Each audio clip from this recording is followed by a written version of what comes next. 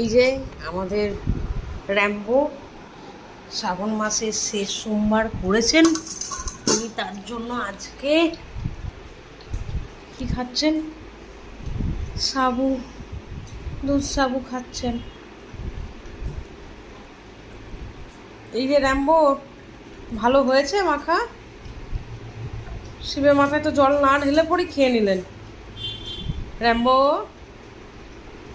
মাখা ভালো হয়েছে?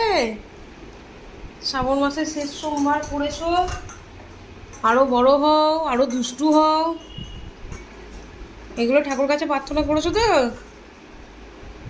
খাও, তাড়াতাড়ি খেয়ে নাও। আর একটুকু সাবু দেবো তোমাকে?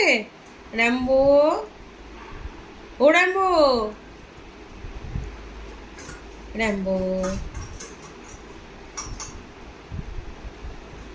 ও খাচ্ছে, সুন্দর করে গুছিয়ে খাবে এখন।